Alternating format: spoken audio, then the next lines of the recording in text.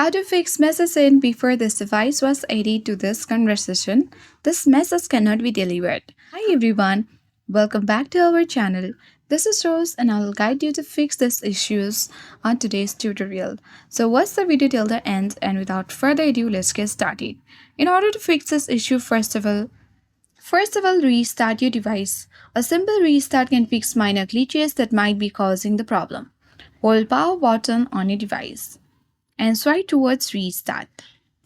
Next thing, you need to update Messenger. To do that, open Play Store or App Store and search for Messenger app. If there is any update button, update to the latest version. Next, if updating doesn't work, you can uninstall Messenger and reinstall it to refresh the app. Long press on the app icon and select App Info. Scroll down and select Storage Uses and tap on Clear Cache.